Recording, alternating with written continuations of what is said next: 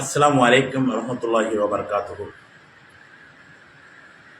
நம்ம செய்கிற பாவத்திலே மிகப்பெரிய பாவம் எதுனாக்கா, அல்லாஹ்வுக்கு இணையான ஒரு காரியத்தை செய்கிறது. ஏன்னா அல்லாஹ் படைச்ச நோக்கம் அவனை வணங்குறதுக்காண்டி. இதில் ஈமான்தாரிகள் லா இலாஹா இல்லல்லாஹ் முஹம்மது ரசூலுல்லாஹ் என்ற கலிமாவை முன்மொழிந்தவர்கள் இணை வைக்கும்போது அது அல்லாஹ்வுக்கு நிச்சயமான மாறு செய்கிற காரியமாக தான் அது. ஏன்னா மனிதன் நன்றி கட்டவன் சொல்லிட்டு அல்லாஹ் தன்னோட திருமறை வசதி நிறைய இடத்துல சொல்கிறான். இணை கற்பிப்பவர்கள் யாருன்னு அல்லாஹ் தெளிவாக சொல்லிட்டான். ஏன்னா அல்லாஹ்வுடைய மார்க்கத்தை விட்டு தனக்கு அல்லாஹ் படைப்பினங்களை வணங்குறவங்களை போய் சொல்கிறாங்க. அது பார்த்தீங்கன்னா அல்லாஹ் தன்னுடைய திருமறை வருஷத்தில் தனக்கு இணை கற்பிக்கப்படுவதை அல்லாஹ் மன்னிக்க மாட்டான், தனக்கு ஈக்குவலாக உள்ளவங்க மன்னிக்க மாட்டான்றாங்க. அதே சமயத்தில் அல்லாஹ் அடுத்த வார்த்தையை சொல்கிறாம இருங்க, இணை கேட்பதை ஒரு காலம் நான் மன்னிக்க மாட்டேன், அதுக்கு கீழே உள்ள ஏனைய பாவங்களை மன்னிக்கிறேன் அப்படின்றான் அல்லாஹ். எந்த பாவமாக இருந்தாலும் நான் மன்னிப்பேன், நான் நாடினா அப்படின்றான். பாருங்க, இதற்கு கீழே உள்ளதை தான் நாடிற்கு அவன் மன்னிப்பான். அல்லாஹ் இணை கற்பது உண்மையை விட்டும் தூரமான வழிகேட்டில் இருக்காங்க. இணை கற்பிக்கவங்க தூரமான வழிகேட்டில் இருக்காங்க அப்படின்றாங்க.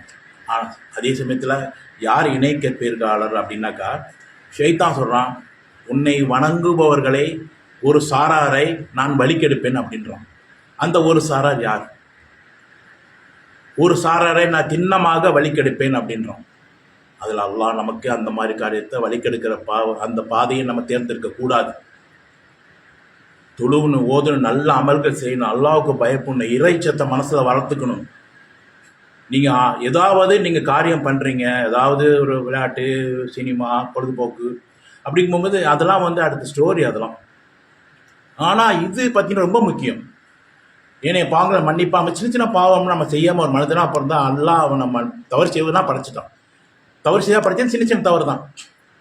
இணை வைக்கிறது அப்படிங்கிறது, அதுக்கு துணை போகிறதுங்கிறது அல்லாஹ்வுடைய பாவத்தில் பெரும் பாவமாக கருதுறான் அல்லாஹ். என்னோட உரிமையை நீ எடுத்துக்கிறேன்றான், நீ மனிதனை வணங்குற அப்படின்றான். மனிதன் செவி இருக்க மாட்டார்கள் அப்படின்னு சொல்கிறான். அப்படிங்கும்போது நம்ம முடிந்தவளுக்கு இணை கற்பதை விட்டோம் நம்ம தூரமாக போயிடணும். இணை கற்பிக்கிறது டைரெக்டாக நிறையா இருக்குது, அதில் உதவி செய்கிறது ஒன்று இருக்குது. இணை கற்பதற்கு துணை போகக்கூடாது.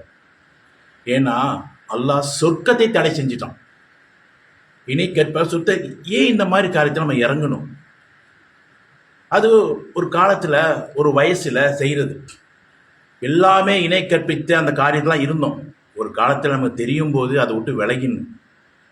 எங்களுக்கு சொல்ல மார்க்கம் அப்போ கிடையாது, தர்ஜுமா நிறையா இப்போ எல்லாமே இருக்குது.